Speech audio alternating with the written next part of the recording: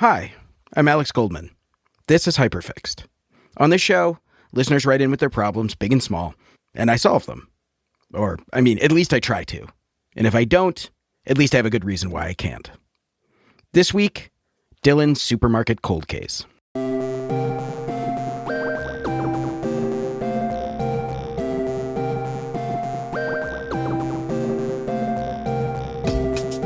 As a person who is close to the grocery store, do you find yourself going like... Oh, every day. Really? You're there every day? Every day I bop over there. Milk, to this morning I needed milk. Boom. This is Dylan.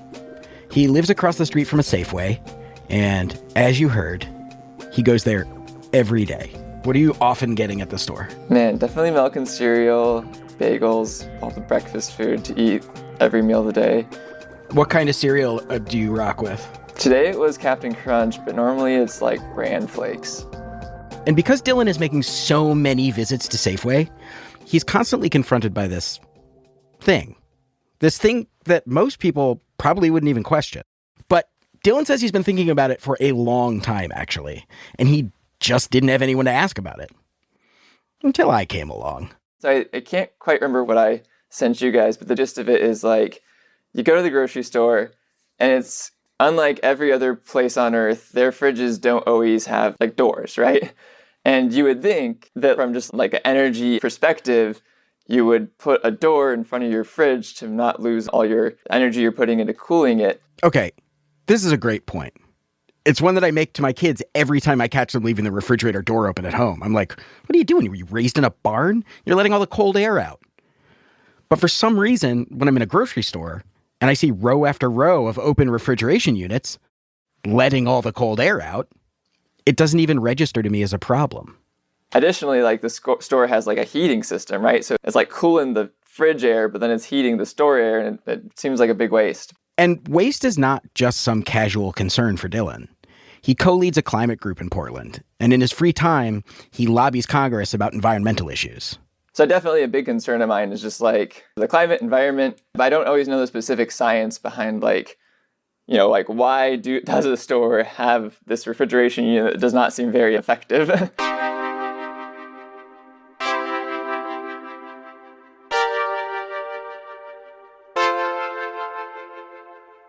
So that is why Dylan came to us.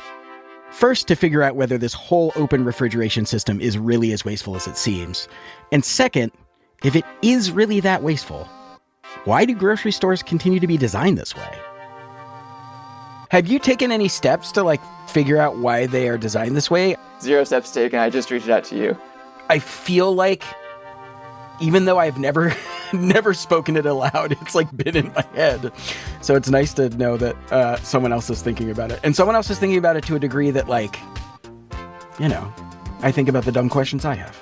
I'm excited to try and answer this.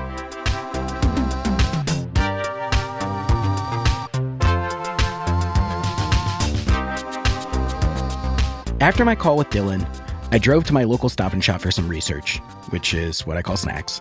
And as I walked around the store carrying a bag of Cool Ranch flavored research under my arm, I felt like I was really seeing the place for the first time. More than half of the refrigerated section was completely left open. There were no doors or plastic flaps covering even the most perishable food like yogurt and eggs. And later, when I went to Trader Joe's for more research, I saw that even the ice cream was being kept in open cooling units. Which, given what happens to the ice cream at my house when I accidentally leave the freezer open even a little bit, feels especially insane. None of this made sense to me. From a cost and energy standpoint, the whole design of the stores seemed so obviously inefficient. But the fact that they were all designed this way made me think there must be some other factor that made this make sense. Most of you probably know that I came from tech journalism. And I learned the reason that a lot of software is designed the way it is to try and manipulate the end user to continue using it or use things a certain way. They call it dark patterns. And as I was heading out of the store, I couldn't stop thinking about this idea that all these costly and inefficient refrigeration systems were trying to cajole people into a certain way of shopping. I just needed to find out what that certain way is. So I called a grocery store designer named Dan Phillips. And he was very much not the dark patterns mastermind I expected to find. I think everyone has their own creative outlet. Some do art, some paint. some play music.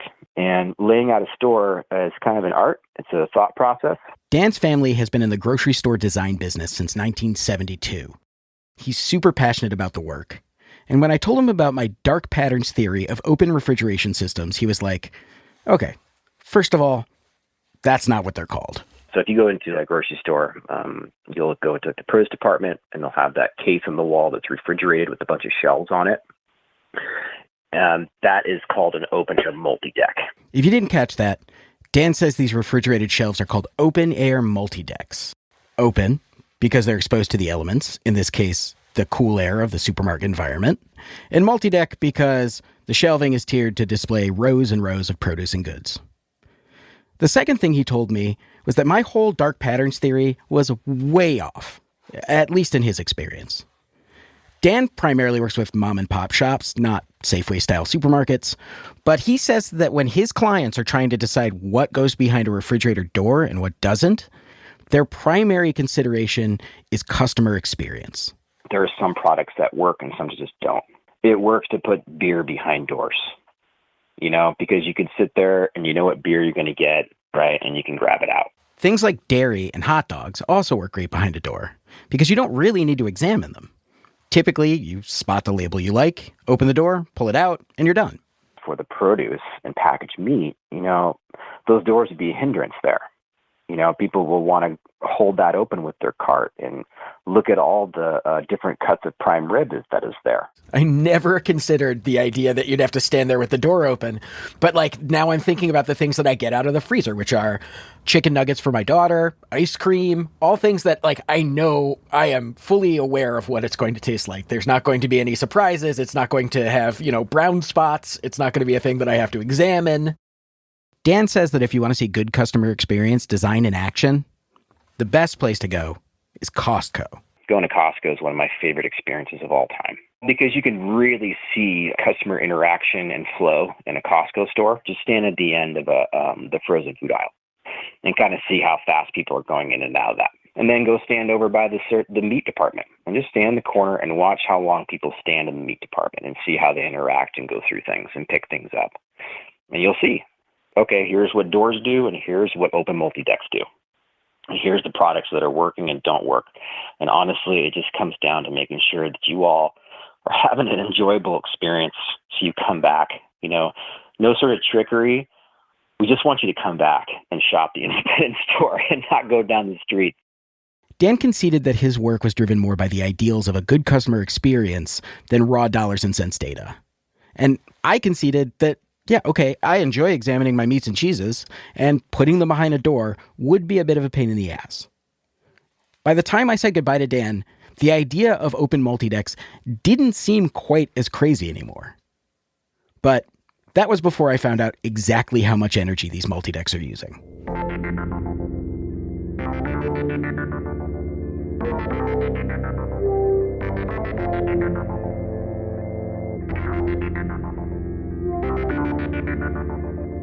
There's another Dan in this episode, and we are trying to figure out ways to differentiate the two of you. I was wondering if you would be okay if we called you Science Dan. Well, I do prefer Daniel to Dan, but I'm happy for you to call me Science Daniel, or you call me whatever you like. Science Daniel. Perfect. This is Science Daniel, aka Daniel Whiteson. He's a professor of physics at UC Irvine and the host of a Science Explainer podcast called Daniel and Kelly's Extraordinary Universe, which has nothing to do with refrigeration. But when I found a paper on the very question we'd set out to answer, and surprisingly, there's a lot of scientific literature on this particular question, I felt like I needed a set of seasoned science eyes to give it a look. I do read a lot of science papers, and it's definitely something you learn how to do. It's like reading a science fiction book. You're like, okay, here comes this bit. Okay, here comes that bit. I need to skim that. Or this part I need to read really carefully. So it's definitely a skill. It's like a muscle. The paper I sent Science Daniel was from 2015. It's titled The Energy Efficiency Paradox, a case study of supermarket refrigeration system investment decisions. And all I wanted to know was, okay, what gives? These open multi-decks are in every store. Can they really be as wasteful as Dillon imagines they are? The fridges are using a huge amount of energy. It's more than 50% of the total cost of the energy of the supermarket. They're like running bakeries, they got lights, they got all sorts of stuff going on in the supermarket, but a huge fraction comes from refrigerating that food and running those freezers. It costs a lot of energy to keep that stuff cold, especially if you don't have doors on it. So yeah, these things are expending a ton of energy. But he also told me the design of the open multi-deck is not the same as when my kids leave the fridge door open at home. It is designed to be more efficient than that. These open door fridges are not totally stupid. It's not just like you take your fridge at home and you remove the door. That wouldn't work very well. A lot of these do have specialized techniques where they blast the cold air in a wall to use the laminar flow to try to prevent the warm air from leaking in. But still, even all the fancy techniques, etc., you could save at least 30% of the energy cost just by putting doors on these. And I spoke to some climate experts here at UC Irvine, and they estimated that was a low figure, that with new refrigerators that are much more efficient and well-sealing doors, that number could be at least 50 or maybe even 70%. So it's huge. I read one paper that suggested that the whole country would save 1 or 2% of our energy costs for the whole country. I can't stress that enough, just by putting doors on the fridges. Science Daniel told us that if grocery stores made the switch from open-air multi-decks to fridge doors, they could save big money, in the billions of dollars over the lifetime of these fridges across the entire grocery industry. Now, I am not a math or science guy, but my understanding is that $1 billion is a pretty big number, and many billions together is a much bigger number than that. And it's not just that it costs a lot of money to maintain open-air multi-decks. As Science Daniel explains, the fact that you want to be able to reach for your yogurt pops without going through a door is costing us a lot of money and polluting the environment. It's a big deal. Now, the details are important, though. What we're talking about here is energy use, and the impact on the climate depends on where that energy comes from. So, if your supermarket was, for example, completely powered by windmills, then it wouldn't cost anything for the environment to use more of that energy. But if you are burning coal or natural gas or whatever, which is still 60% of our energy here in the US, then yeah, the more power you draw, the more coal they burn, and your yogurt pops are warming the whole planet. Oh, and there's one more thing that we didn't even consider. That clever design that Science Daniel was describing earlier that allows open multi-decks to run more efficiently than my home's fridge, that's because they use refrigerants. And refrigerants are very bad for the environment, worse than CO2 in a lot of cases. And even on the best refrigeration unit, those refrigerants leak. These refrigerants themselves are really, really bad greenhouse gases.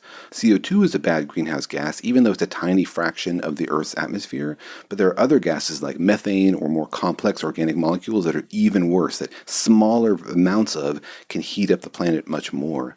And I read a study from the CBC that said that the environmental impact was equivalent to the emissions of burning billions and billions of pounds of coal, like basically running an extra 150 coal power plants full time.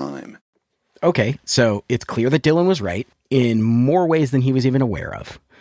The current refrigerator system at grocery stores has real environmental impacts. So why aren't grocery stores making the switch if it could save them money and be better for the environment?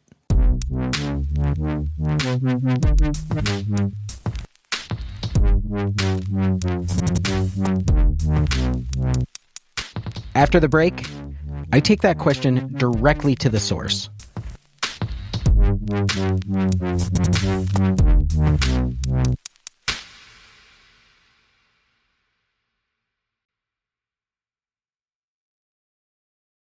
Welcome back to the show.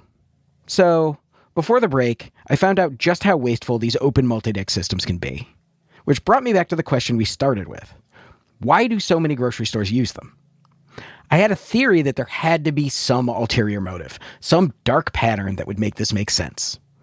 And the only people who could say for sure were the owners of Dillon's neighborhood Safeway, Mr. and Mrs. Albertson. You know, because of how Safeway is owned by Albertsons. Anyway, I don't know if that joke lands or not. Albertsons doesn't list contact information for any of their department heads, so I decided to call Albertsons' main office.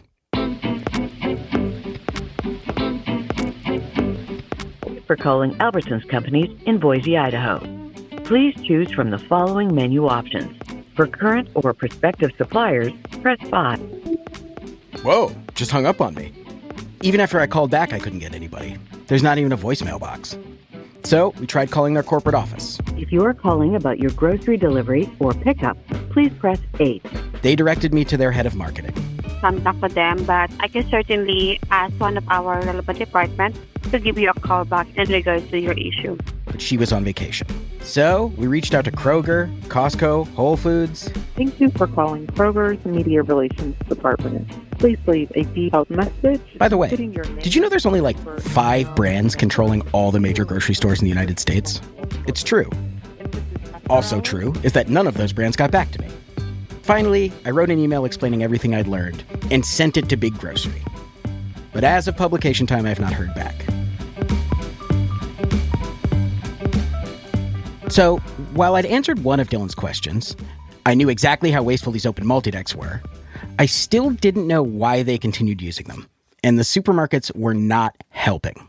But the clock was ticking, and if I couldn't take this question straight to the source, I thought the next best thing was Paco Underhill, the author of the book Why We Buy, The Science of Shopping.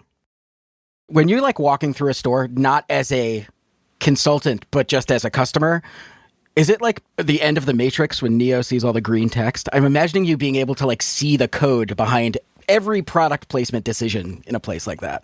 Well, I think part of what is very interesting is that the local grocery store manager is tired of me giving him advice.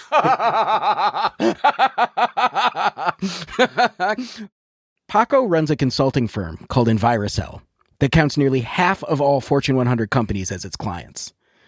And the reason they've been able to amass such a prestigious portfolio is because they have this uncanny ability to go into a space, be it a bank or a retail space or a restaurant, and almost immediately identify its inefficiencies. Part of what made us very popular is that we could come back with very immediate suggestions. Here are 10 things that you could do tomorrow, and you can immediately see what the difference is. The reason they're so good at this is because once they go into a space, they collect tons of data. They use everything from cameras and interviews to eye tracking glasses that record the ways your eyes react to different stimuli as you walk around a certain environment. They even have what they call trackers, which are people who just skulk around the store trying not to be noticed as they watch people shop. And once they get all that data, they analyze it using the principles of environmental psychology, which is what Paco studied in grad school. So I was hopeful that if anyone knew the hidden reason behind why supermarkets were using these wildly inefficient refrigeration systems, it was Paco.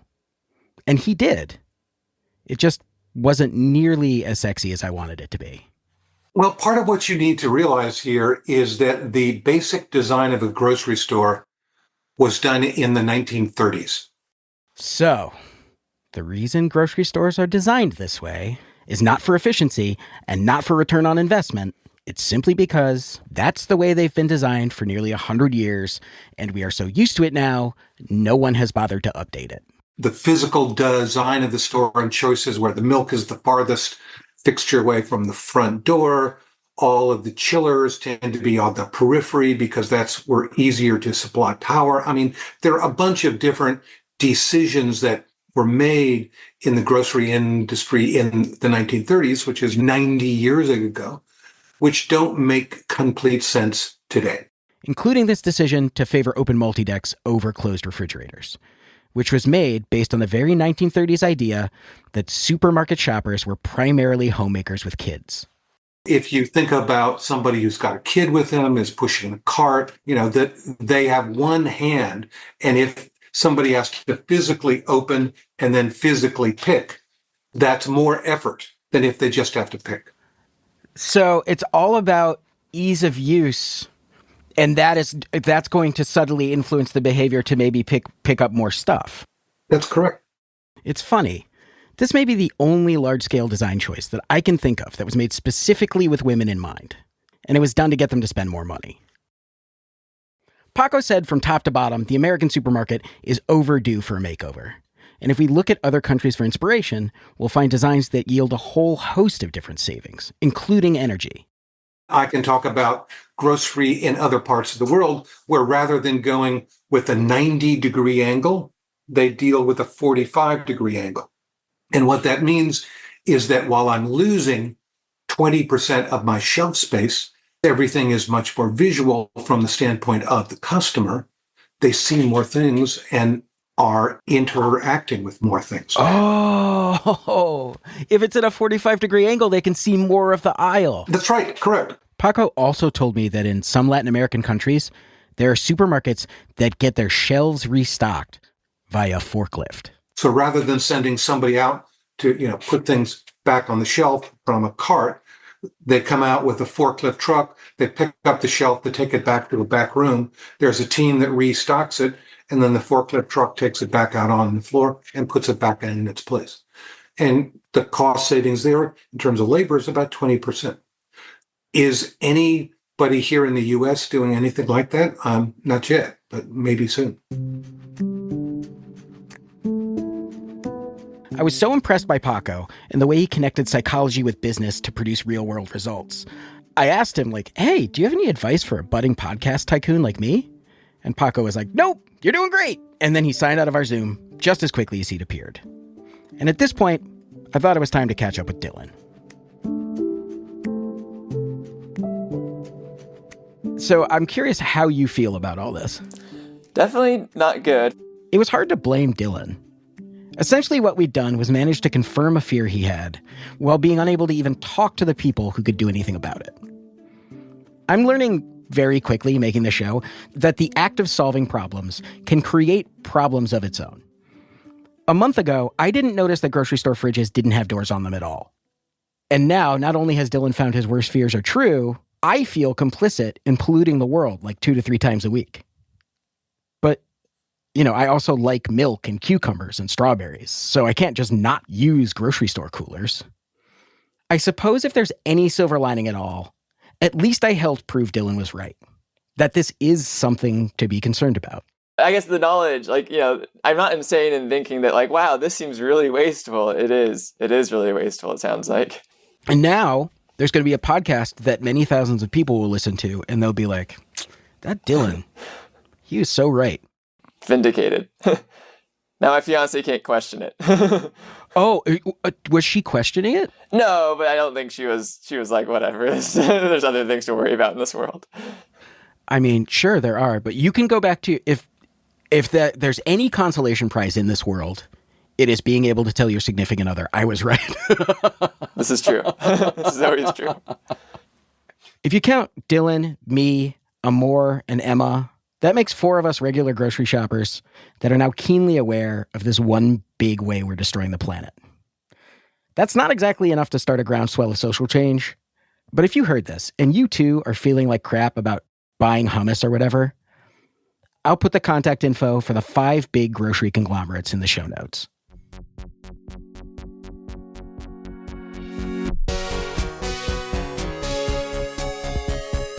Hyperfixed was produced by Emma Cortland, Sari Sofer-Sukenik, and Amor Yates. It was edited by Emma Cortland and Amor Yates. It was hosted by me, Alex Goldman. The music is by the Mysterious Breakmaster Cylinder and me. It was engineered by Tony Williams. The episode was fact-checked by Sona Avakian. The bit with the ham horn where it was like, pew, pew, pew, I ripped that off whole cloth from Jamie Loftus. Please listen to her podcast, 16th Minute. It's seriously so good. From this point forward, we are going to have a new episode every other week and bonus episodes in the off weeks.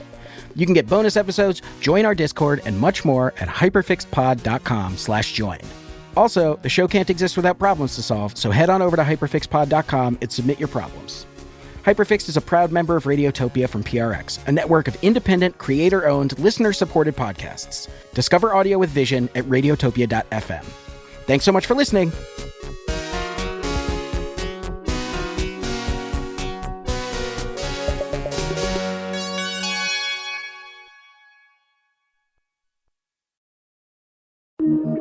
Radiotopia from